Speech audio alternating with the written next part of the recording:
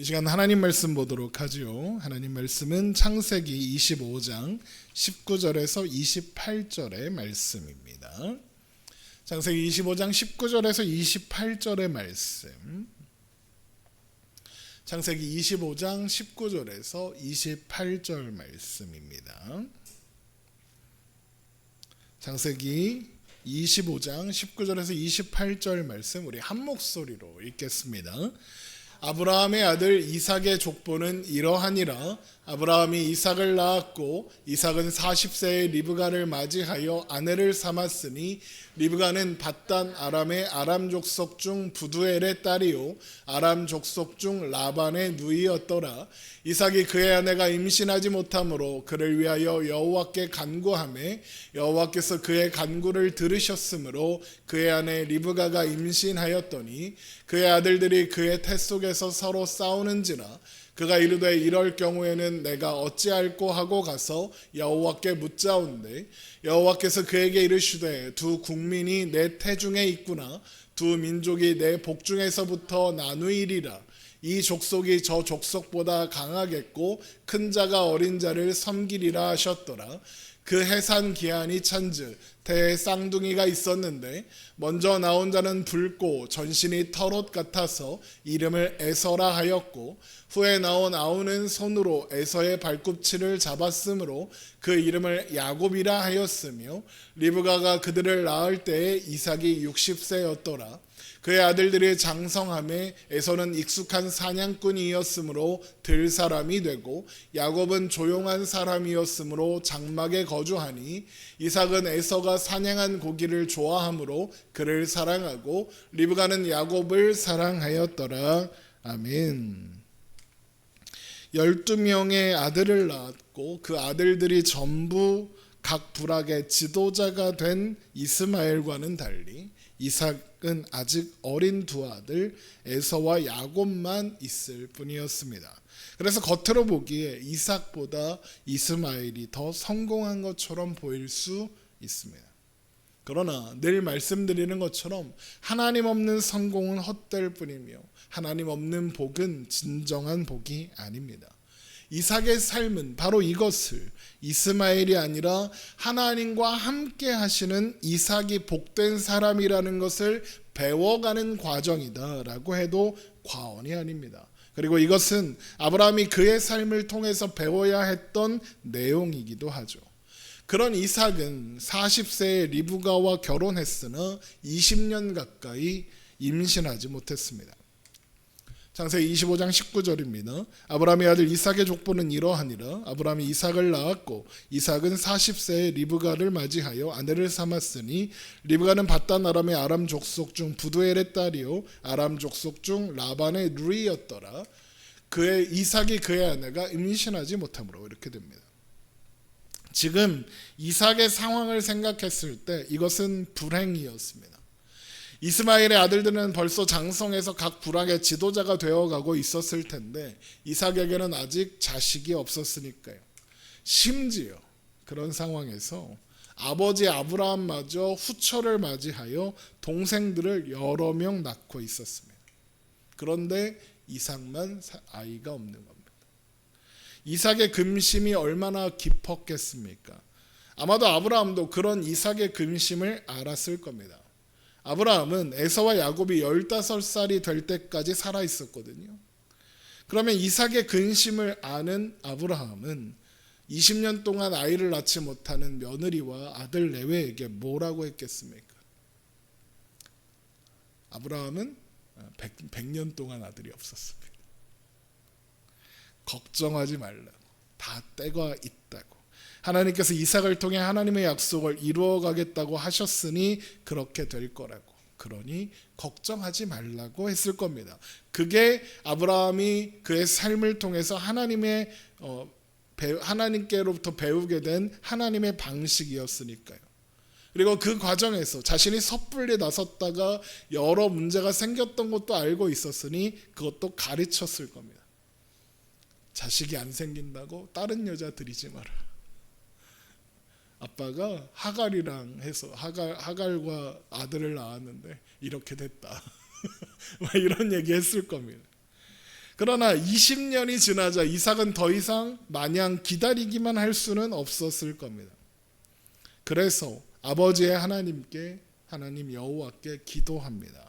자신에게도 아들을 달라고 하는 거죠. 그러자 마치 기다리기라도 했던 것처럼 하나님은 리브가로 하여금 임신하게 하셨습니다. 창세기 25장 21절, 이삭이 그의 아내가 임신하지 못하므로 그를 위하여 여호와께 간구하매 여호와께서 그의 간구를 들으셨으므로 그의 아내 리브가가 임신하였더니입니다. 방금 말씀드린 것처럼 하나님은 이삭이 기도하기를 기다렸다는 듯이 리브가의 임신을 허락하셨습니다. 그리고 언제나 말씀드리는 것처럼 하나님께서 행하시는 일에는 항상 이유가 있습니다. 그러면 하나님은 왜 이전에는 허락하지 않으셨다가 이삭이 기도하니까 마치 기다리기라도 하셨던 것처럼 리브가의 태의 문을 여셨을까요? 그 이유는 아브라함에게 그랬던 것처럼 이삭이 하나님을 배워야 했기 때문입니다. 그렇다면 이 일을 통해 이삭은 무엇을 배워야 했던 걸까요? 바로 하나님이 이삭의 기도를 들으시는 분이라는 걸 배워야 했습니다.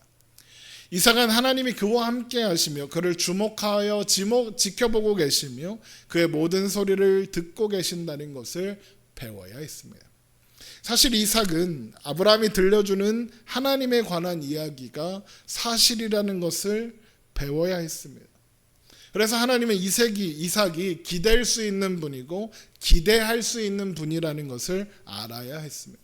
물론 수없이 듣고 배웠을 겁니다. 하지만 이삭은 20년 동안 기도한 적이 없습니다. 묻지 않았습니다. 아니, 기도했는데 기록이 안 된 걸 수도 있지 않습니까? 강력하게 추정컨대 기도하지 않았을 겁니다. 이런 이삭의 모습은 하나님께서 하나님의 때에 하나님의 방식으로 이루실 것이라는 아버지 아브라함의 말을 듣고 그저 기다린 것이다 라고 할 수 없습니다. 제가 보기에 이런 이삭의 모습은, 기도하지 않았던 이삭의 모습은 기대가 없었던 것에 가까워 보입니다. 왜냐하면 아직 아버지 아브라함이 살아 계셨고, 그래서 이삭에게 하나님은 아브라함과 이야기하시는 분이었습니다. 그러니까 이삭에게 하나님은 아직 아버지 아브라함의 하나님인 겁니다. 아브라함이 아무리 그 하나님이 너의 하나님이다 라고 설명해주고 가르쳐주어도 이삭에게 하나님은 아버지의 말을 들으시는 아버지의 하나님일 뿐 나의 하나님은 아니었던 겁니다. 그래서 이삭은 아마도 20년 동안 수없이 아버지에게 기도를 부탁했을 겁니다. 직접 기도할 생각은 하지 않았을 겁니다. 물론 제 추측입니다. 성경에 나와 있지 않으니까요. 하지만 거의 그럴 겁니다. 왜 그러느냐? 우리가 신앙이 없지만 교회에 다니는 가족이나 신앙이 없는 가족들이 우리에게 어떻게 하는지를 생각해 보면 알 수 있습니다. 그들은 수없이 우리로부터 복음을 듣고 예수님을 믿어라, 교회 같이 가자라는 말을 들었을 겁니다. 근데 기도하지 않습니다. 왜 하지 않을까요? 하나님이 그 기도를 들을 것이라는 기대가 없기 때문입니다. 그래서 어떻게 합니까? 대신 야, 니네 하나님한테 기도 좀 해봐. 그럽니다. 기도를 해달라고 부탁을 합니다. 그 간절함이 신을 감동시켜 나에게 좀 좋은 일이 있지 않을까 하는 기대로 그 하나님이 내 하나님은 아니지만 너의 하나님이기는 할 테니 나를 위해 기도해다오 부탁을 합니다. 이삭의 모습이 딱 그런 전형적인 모습이 아니었을까 추측하는 겁니다. 그래서 하나님은 이삭의 기도를 기다리셨을 겁니다. 이삭이 하나님을 아버지의 하나님이 아니라 나의 하나님으로 인식하기를, 그런 하나님을 기대하기를 기다리신 걸 테죠. 그래서 이삭이 기도하자마자 응답하시는 겁니다. 그렇게 하나님은 이삭에게 말씀하시는 거예요. 내가 너의 기도를 듣고 있다. 나는 너의 하나님이, 너의 아버지의 하나님이기만 한 게 아니다. 나는 너의 하나님이다. 그렇게 가르쳐 주시는 겁니다. 그래서 이 일은 이삭으로 하여금 아버지 아브라함의 하나님이 나의 하나님, 이삭의 하나님으로 인식하는 계기는 되었을 겁니다. 또한 이 일은 이삭으로 하여금 아브라함을 거쳐 자신에게 주어진 언약의 성취가 여인의 태가 아니라 하나님의 약속과 하나님의 하나님 되심에 달려 있다는 것을 알게 하는 계기가 되었을 겁니다. 그렇게 하나님은 이삭의 하나님이 되어 가시는 거죠. 그런데 얼마 지나지 않아 리브가는 태 속에서 일어난 싸움으로 당황하게 됩니다. 그래서 이삭의 아내 리브가는 이삭의 기도를 들으사 임신하게 하신 하나님께 묻는 겁니다. 창세기 25장 22절. 그 아들들이 그의 태 속에서 서로 싸우는지라 그가 이르되 이럴 경우에는 내가 어찌할꼬 하고 가서 여호와께 묻자온대. 리브가도 이미 태중에 있는 아이가 한 명이 아니라는 걸 알았을 겁니다. 쌍둥이라는 걸 알았을 겁니다. 왜냐하면 태동이 이게 한 명하고 두 명하고 다르대요. 당연히 태중의 아이들이 서로 밀치는 일은 있을 수 있는 거죠. 그런데 리브가가 지금 느끼는 것, 서로 싸운다고 느끼는 건 일반적인 태동이 아니라 진짜 싸움이었던 겁니다. 그러니까 뭔가 다르게 느낀 겁니다. 그냥 이게 태동이라고 느꼈으면 이렇게까지 반응할 이유가 없겠죠. 그런데 뭔가 남다르게 지금 얘네 둘이 싸우니까 이거 뭐 하는 짓이지? 왜 이런 일이 일어나지? 이렇게 생각하는 겁니다. 그리고 이런 두 태아의 싸움은 이후에 에서와 야곱이 계속 싸울 거거든요. 그 구도를 암시하는 것이기도 하죠. 그리고 이럴 경우에는 내가 어찌할꼬라고 한 이 부분을 쉬운 성격에서 찾아보면, 그런데 리브가 뱃속에 있는 아기들이 서로 다투었습니다. 리브가는 어찌하여 내게 이런 일이 일어나는가라고 생각하며 여호와께 나아가 여쭈었습니다. 이렇게 되어 있습니다. 어찌하여 내게 이런 일이 일어나는가라고 생각하는 건 단순히 어떻게 해야 하는 걸 묻는 게 아니라 그런 일이 일어나고 있는 이유가 궁금한 겁니다. 그리고 이런 리브가가 이런 궁금증을 가지는 이유는 이 임신이 하나님께서 이삭의 기도에 응답하신 결과였기 때문일 겁니다. 리브가 입장에서는 이 아이들은 신적인 허락과 배려로, 그러니까 하나님이 주신 아이입니다. 그러니 리브가가 가지고 있는 신적인 개념, 신이라는 존재에 대한 관념 안에서는 문제가 없어야 해요. 왜요? 신이 주신 아이잖아요. 아무 문제가 없어야 돼요. 그게 리브가가 생각하는 신의 관념이에요. 그런데 문제가 생겼어요. 그러면 리브가가 이해하는 신적인 관념 속에서 신이 주신 아이들에게 문제가 생겼다. 그러면 왜 문제가 생긴 거겠습니까? 리브가는 이방 종교를 믿던 사람이에요. 하나님 믿던 사람이 아니에요. 그런 리브가가 생각하는 신적 개념 안에서 하나님이 주신 아이에게 문제가 생겼다면 이건 하나님이 뭔가 기분이 나쁜 거예요. 그러면 왜 하나님이 기분이 나쁘겠어요? 내가 뭘 실수했나? 내가 뭘 잘못했나? 그런데 그런 생각을 하는 거죠. 그런데 아무리 생각해봐도 내가 뭘 잘못한 게 없는 거예요. 그래서 물어보려는 거예요. 내가 모르는 중에 하나님을 기분 나쁘게 했나? 그래서 왜 나에게 이런 일이 일어납니까? 내가 뭘 잘못했나요? 뭘 잘못했으면 가르쳐 주세요. 그럼 내가 고치겠습니다. 기분 나빠하지 마시고 내가 뭘 하면 되는지 가르쳐 주세요. 이런 질문을 하는 겁니다. 리브가가 이런 생각을 하는 이유는 앞에서도 말씀드린 것처럼 그녀가 가진 신에 대한 이해가 그렇기 때문입니다. 리브가가 항상 섬겨온 신들의 방식이 그런 거예요. 세상 신이 그렇잖아요. 신이 기분이 뭘 해줬다가 그거 뺏어가. 무슨 뜻이야? 신이 기분이 나쁜 거야. 그럼 내가 뭘 잘못한 거야. 그런 방식이에요. 그래서 리브가는 하나님께 내가 뭘 하면 되는지, 뭘 하면 이 문제가 해결될 것인가에 대하여 대답해 주실 거라고 생각하는 거예요. 그러면 리브가가 기대한 대답은 뭐겠어요? 이러저러한 거 해라. 뭐 제사를 드려라. 뭐 이렇게 하고 물 떠놓고 비나이다 해라. 뭐 정석을 드려라. 뭐 이런 걸 하실 줄 알았겠죠. 그런데 하나님은 리브가에게 전혀 다른 말씀을 하십니다.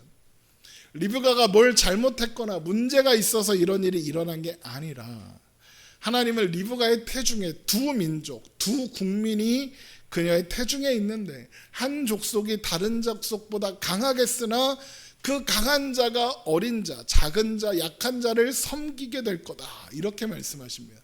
창세기 25장 23절 여호와께서 그에게 이르시되 두 국민이 내 태중에 있구나. 두 민족이 내 복중에서부터 나누이리라. 이 족속이 저 족속보다 강하겠고 큰 자가 어린 자를 섬기리라 하셨더라.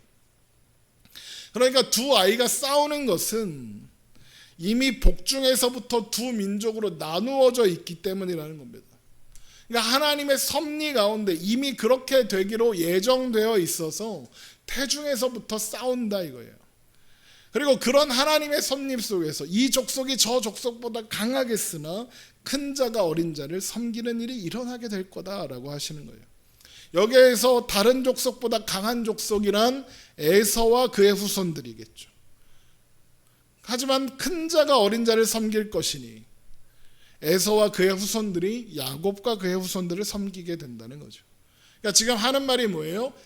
힘센 강한 존재가 중요한 게 아니다. 하나님이 정하신 대로, 다르게 말하면 하나님께서 선택하사 함께 하시는 사람이 다스린 자가 된다 이겁니다. 근데 여기에서 놓치면 안 되는 것이 태중의 두 아이가 싸우고 있다는 겁니다.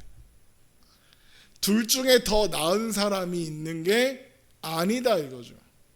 둘 다 똑같이 상대를 이겨서 우위를 차지하겠다는 욕심으로 가득 차 있는 겁니다. 아직 태어나지도 않았는데 싸워요.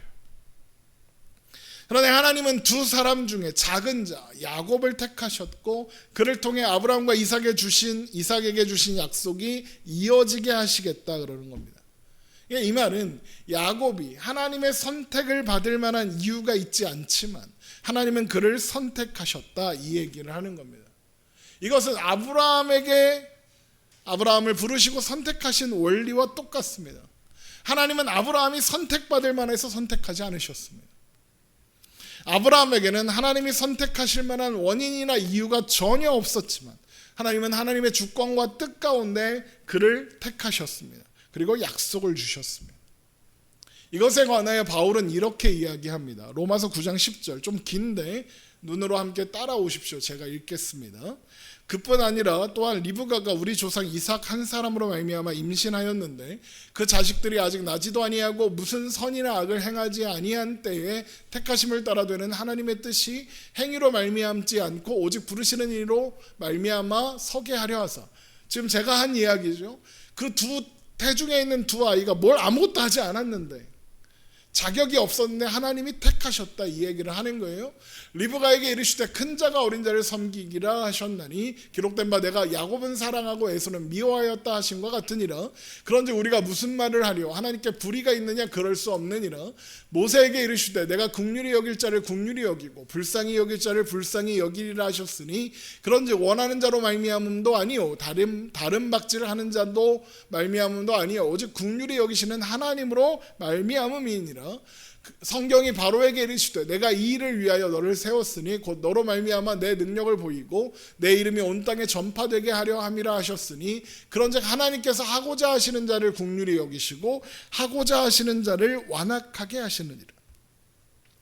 야곱이 선택되고 에서가 버림받은 원인이 야곱이나 에서에게 있지 않았다 이 말입니다.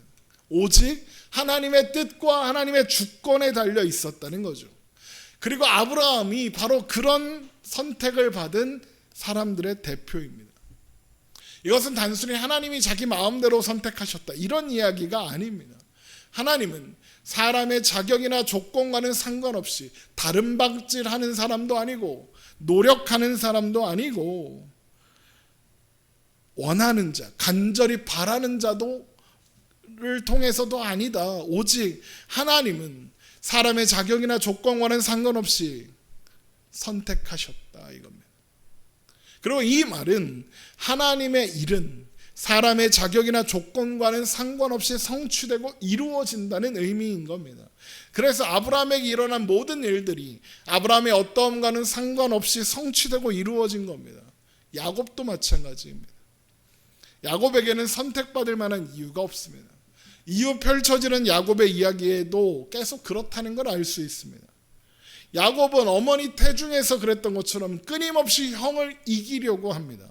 형을 이기기 위해서라면 속임수를 쓰는 것도 서슴지 않습니다. 하나님의 주권, 하나님의 뜻, 하나님의 방식에는 관심이 없습니다. 그저 자신의 힘으로 자신의 뜻을 이루려고 하는 겁니다. 그래서 이름이 야곱인 겁니다. 리브가가 해산할 기한이 차서 쌍둥이를 낳았는데 먼저 나온 자는 붉고 전신이 털옷 같아서 불다는 뜻의 에서라고 이름을 붙였고, 후에 나온 동생은 손으로 에서의 발꿈치를 잡았으므로 발꿈치를 잡았다는 뜻의 야곱이라고 이름을 지었습니다. 재미있는 것은 야곱, 발꿈치를 의미하는 아케프라는 단어에서 가져온 건데, 이 단어가 속이다, 사기치다라는 단어 아카브와도 비슷하게 생겼고 발음도 비슷합니다. 발꿈치를 잡은 자 야곱은 속이는 자, 사기치는 자 야곱이기도 한 겁니다.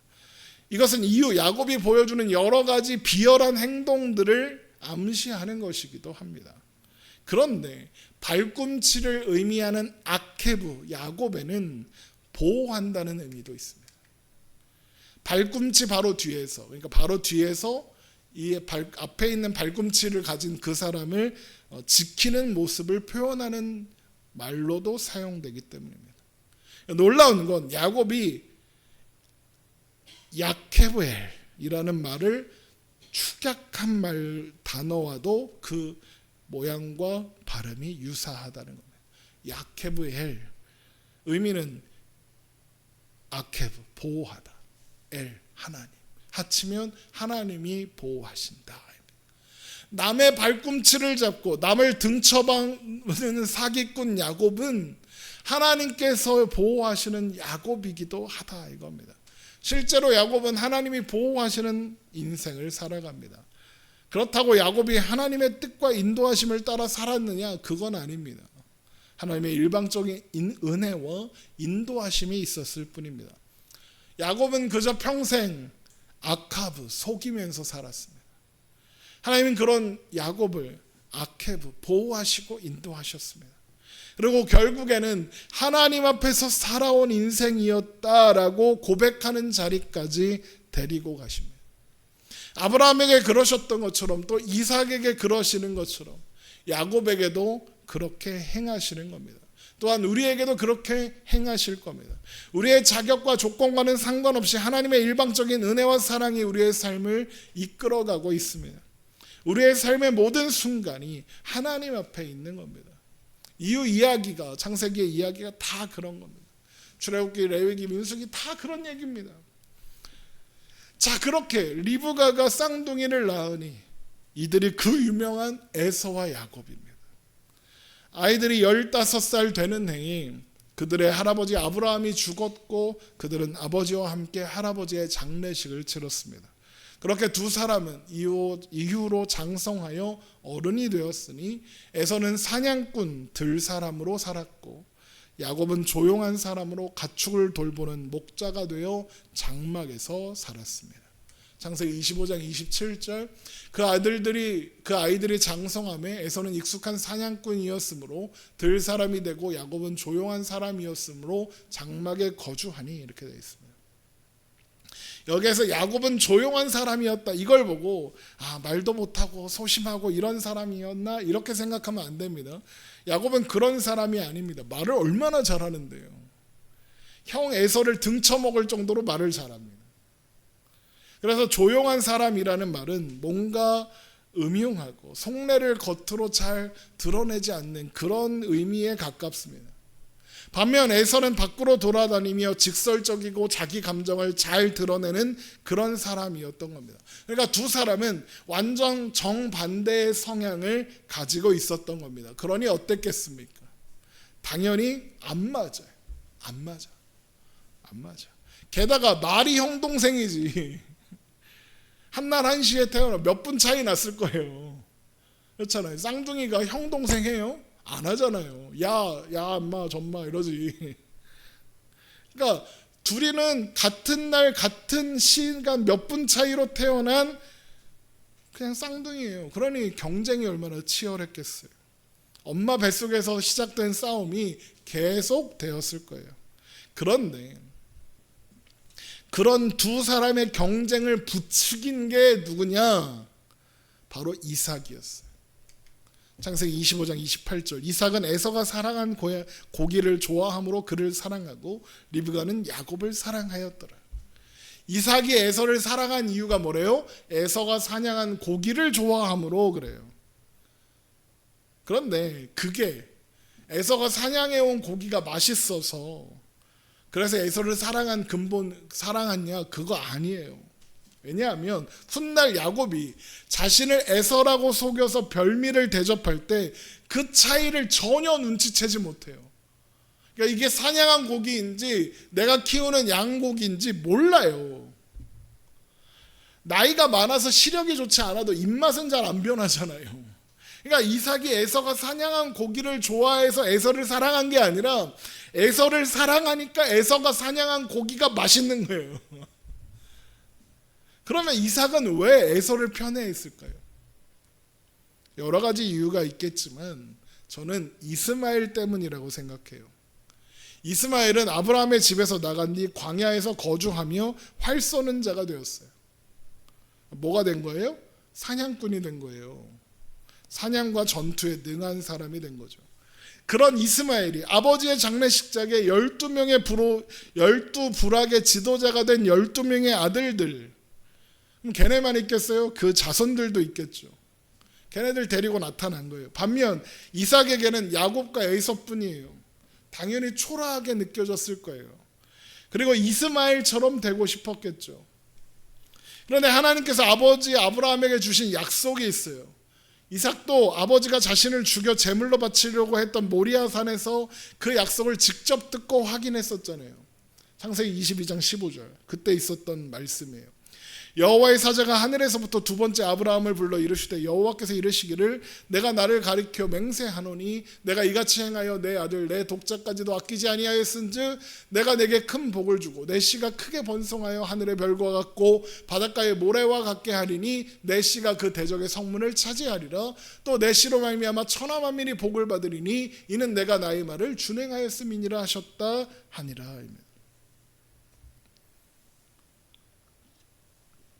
이런 약속을 알고 있는 이삭은 아들들이 태어나자 자연스럽게 이 약속을 실현할, 그래서 이스마엘이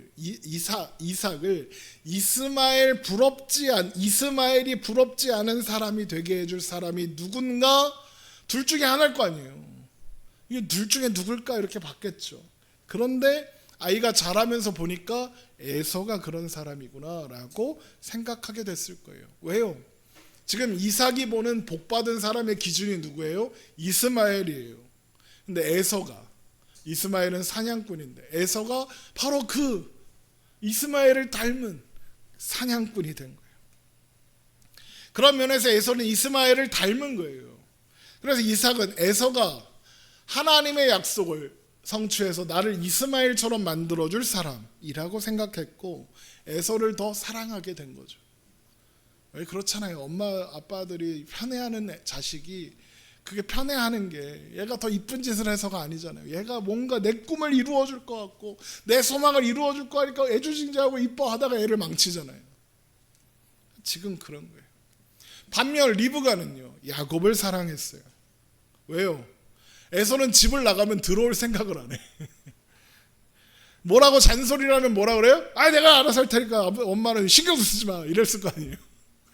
반면 야곱은 엄마 곁에서 늘 머물고 가축들을 돌보고 어머니를 돌보고 그래요. 형 때문에 엄마가 스트레스를 받으면 와서 아유 형이 또 뭐 그런 거지 뭐 내가 있잖아 엄마 막 이랬을 거 아니에요. 그러면 리브가는 야곱을 더 아끼게 되겠죠. 게다가 리브가에게는 하나님이 주신 약속도 있어요. 큰 자가 어린 자를 섬기리라. 보이잖아요. 누가 봐도 에서가 야곱을 섬기는 거잖아요. 그래서 리브가는 당연히 야곱이 하나님의 약속을 이룰 사람이구나라고 생각하고 야곱을 사랑하는 거죠. 그러니까 나중에 야곱이 장자 축복을 받을 수 있게 작전을 세우는 거예요. 그러다 혹 들켜도 내가 다 책임지겠다. 그러면 야곱의 등을 떠밀고 그러는 거죠. 그러니까 이런 부모들의 어긋난 기대와 편애가 에서와 야곱의 대결 구도를 더 심각하게 만든 거예요. 그래서 이런 일도 일어나는 거예요. 어느 날 야곱이 죽을 쓰고 있었는데 마침 들에서 돌아온 에서가 심히 피곤하여 배가 고파. 야곱이 죽을 마침 쓰고 있네. 야, 그것 좀 나 줘라 그러는 거예요. 그럼 야곱이 왜 하필 거기서 죽을 쓰고 있었을까요? 야곱이 올 때가 된 걸 안 거죠. 들어오자마자 맨날 뭐 했겠어요? 야, 밥 줘! 이랬을 거 아니에요? 작전을 세우고 기다리고 있는 거예요. 창세기 25장 29절 야곱이 죽을 쏘았더니 에서가 들에서 돌아와서 심히 피곤하여 야곱에게 이르되 내가 피곤하니 그 붉은 것을 내가 먹게 하라 한지라. 그러므로 에서의 별명은 에돔이었더라. 붉은색이 형이 좋아하는 거야. 야곱이 에서가 이런 그거 다 줘 그랬더니 야곱이 뭐라고 하느냐, 네가 가지고 있는 장자의 명분을 나한테 팔아라 그래요. 창세기 25장 31절 야곱이 이르되 형의 장자의 명분을 오늘 내게 팔라 그래요. 고대 근동에서 장자권은 아버지의 유산을 우선적으로 상속받을 수 있는 권리를 의미했어요. 그래서 장자권은 아버지의 능력과 영향력을 물려받을 사람이라는 상징인 거예요. 그런데 에서는 당장 배가 고파 죽겠으니까 장자의 명분이 무슨 소용이 있냐, 팔겠다 그래요. 창세기 25장 32절 에서가 이르되 내가 죽게 되었으니 이 장자의 명분이 내게 무엇이 유익하리요. 죽한 거로 지금 당장 안 먹어도 에서는 안 죽어요. 근데 내가 지금 죽을 것 같은데 그게 뭔 상관이야 이러면서 죽을 장자의 명분을 팔고 사는 거예요. 야곱이 맹세로 보증해라 이렇게 요구했고 에서는 맹세하고 죽 한 그릇을 받아 먹어요. 창세기 25장 33절 야곱이 이르되 오늘 내게 맹세하라. 에서가 맹세하고 장자의 명분을 야곱에게 판지라. 야곱이 떡과 팥죽을 에서에게 주매 에서가 먹고 마시고 일어나 갔으니 에서가 장자의 명분을 가볍게 여김이었더라. 성경이 이런 에서의 선택을 어떻게 평가합니까? 장자의 명분을 가볍게 여김이라 이렇게 되어 있습니다. 그래서 사람들은 흔히 야곱은 장자의 명분을 소중하게 여겼고 에서는 가볍게 여겼기 때문에 에서는 버림받고 야곱이 선택받은 거라고 생각합니다. 그런데 앞에서 말씀드렸죠. 에서가 장자의 명분을 팔기 전에, 야곱이 장자의 명분을 사기 전에 하나님은 이미 선택하셨어요. 애초에 하나님의 선택은 야곱이나 에서의 마음가짐, 성품, 태도에 근거한 게 아니었다. 앞에서 말씀드렸죠. 앞에서 읽은 로마서 9장도 그런 거예요. 하나님이 사랑하실 자를 사랑하시고 미워하실 자를 미워하셨어요. 하나님께서 야곱을 선택하셨다라는 것이 드러나는 것은 리브가의 태중에 있을 때였어요. 하나님께서 그를 선택하신 것은 그리고 훨씬 그 이전이었죠. 창세 전부터 선택하신 거예요. 야곱이 장자의 권을 중요하게 여기니까 하나님이 야곱을 선택하셨다 이렇게 생각하면 안 된다 이거예요. 게다가 에서가 맹세하여 장자권을 팔았다고 해서 야곱이 약속의 상속권을 자동으로 획득하게 되는 것도 아니에요. 그리고 그거 장자권 가졌다고 내가 너한테 팔게 이렇게 말했다고 장자에게 가는 축복이 자동으로 장자권을 가진 야곱에게 가는 것도 아니에요. 에서도 장자권과 아버지의 유업을 이어받는 걸 분리해서 생각하고 있어요. 그러니까 에서는 장자의 명분과는 상관없이 내가 장자니까 내가 아버지 거 다 물려받을 거야 생각하는 거고, 아버지의 사랑을 독차지하고 있으니 장자의 명분 넘긴다고 해서 아버지의 유업을 받지 못하는 일 따위 없을 거라고 생각하는 거예요.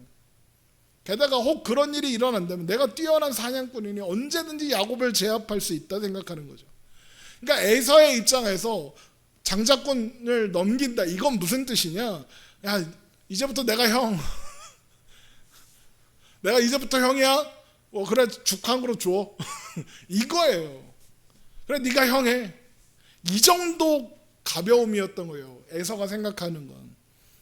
야곱이 그런 에서의 생각을 몰랐느냐? 그럴 리가 없어요. 알아요. 야곱도 그 정도로밖에 생각 안 해요. 만약에 이게 정말로 아버지의 축복권을 내가 받았다 이렇게 생각했다면 아버지 앞에 에서를 대신하여 축복을 받으러 가는 일을 망설일 이유도 없고 당당하게 요구했을 거예요. 아버지, 제가 형이에요. 에서가 아니에요. 제가 형이에요. 저한테 축복하셔야 돼요. 당당하게 요구했겠죠. 그런데 그렇지 않으니까 속여서 들어가는 거예요. 그럼에도 불구하고 야곱은 장자의 명분을 손에 넣고 싶은 거예요. 왜요? 왜 그랬을까요? 야곱도 할아버지의 장례식장에서 이스마엘을 봤거든요. 12족장을 거느는 이스마엘의 모습이 멋져 보이고 위대해 보였거든요. 그러다 나도 저런 위대한 사람이 되고 싶다 생각했을 거예요. 물론 야곱이 이런 생각을 하게 된 이유에는 이삭 때문도 있을 거예요. 맨날 에서랑 야곱을 비교하면서 이스마엘 삼촌처럼 되려면 이래야 한다 저래야 한다 안 했겠습니까? 맨날 했을 거예요. 부모들이 입조심을 해야 되는 게 그런 거예요. 그러니 야곱은 형에 대한 열등감이 가득했을 거고, 무슨 생각을 동시에 했겠어요? 내가 형 에서보다 더 이스마엘처럼 되겠다 이렇게 생각했겠죠. 그런데 형인 에서와 싸우면 힘이나 실력으로 경쟁해서 이길 자신이 없어요. 그래서 이길 방법을 찾다 보니 할아버지 아브라함과 아버지 이삭으로부터 전해드는 하나님의 축복을 받는 방법이 있는 거예요. 뭐예요? 상속자가 되면 돼요. 장자가 되면 되는 거예요. 그러면 나도 이스마엘처럼 성공할 수 있을 텐데 생각하는 거예요. 그래서 그 욕심을 이루기 위해서 자신이 할 수 있는 최선을 다해서 하고 있는 거예요. 에서의 장자권이라도 뺏어 와야겠는 거죠. 그런데 아브라함의 역사에서 우리가 확인한 게 뭐예요? 야곱의 열심으로 이룰 수 있는 건 아무것도 없다 이거잖아요. 하나님의 축복은 그런 식으로 얻어지는 게 아니니까요. 하나님은 주고자 하시는 자에게 주시는 거지 사람의 열심을 근거로 해서 받아내는 게 아니니까요. 하나님의 일에 명분이 중요한 게 아니거든요. 놀라운 건 하나님께서 그런 야곱을 자신만을 위해 살고 자신의 지혜와 능력, 방법이 최고라고 생각하는 야곱을 택하셨다는 거예요. 그래서 야곱은 그의 평생에 그는 아무것도 할 수 없는 존재이며 하나님이 주시는 것만으로 살 수 있다. 이걸 확인하고 또 확인하는 거예요. 그래서 야곱이 라반한테 가서 사기를 당하는 거예요. 그런데 창세기가 출애굽한 이스라엘 백성들을 위해서 기록된 책이다 그런 말씀 드렸었죠. 그런데 이 창세기를 처음 받는 사람들의 이름이 뭐예요? 이스라엘이요. 이스라엘은 하나님께서 야곱에게 주신 이름이에요. 그들은 야곱 그 자체인 거죠. 그러면 하나님께서 야곱의 후손인 이스라엘 백성들에게 야곱의 이야기를 통해서 하시려는 말씀이 뭐겠어요? 야곱처럼 하지 않아도 된다는 얘기를 하시려는 거죠. 너의 방법, 너희의 지혜와 능력, 힘으로 가나안에 들어가는 것 아니고 살아가는 것 아니라고. 하나님의 백성이 사는 길은 하나님을 의지하고 하나님의 인도하심을 따라 사는 거라고 가르쳐 주시려는 거예요. 그리고 이 말씀은 오늘을 살아가는 우리를 위한 말씀이기도 해요. 우리도 야곱처럼 명분을 원해요. 하나님의 복을 받을 자격이나 조건이 있다고 생각해요. 그리고 그것이 세상에서의 성공으로 이어진다고 생각해요. 그러나 사람의 열심으로 이룰 수 있는 것은 아무것도 없어요. 하나님의 열심이 하나님의 뜻을 우리 가운데 이루시는 거예요. 그 정서와 평강의 더함이 무궁하며 또 다윗의 왕자와 그의 나라에 군림하여 그 나라를 굳게 세우고 지금 이후로 영원히 정의와 공의로 그것을 보존하실 것이라. 만군의 여호와의 열심히 이를 이루시리라. 하나님이 이루시는 거예요. 그러므로 우리에게 필요한 것은 명분이나 자격이 아니라 오직 은혜예요. 오직 하나님이에요. 여러분 이 사실을 기억하세요. 야곱이 잘나서 선택된 거 아니고 에서가 능력이 없어서 선택 못 받은 게 아니에요. 자격 없는데 하나님의 은혜와 주권으로 선택하시고 부르신 거예요. 그럼 우리의 자격 없음과 못난과 연약함에도 불구하고 하나님이 우리를 택하사 자녀 삼으신 거예요. 우리는 그 하나님을 바라보는 믿음으로 서는 거예요.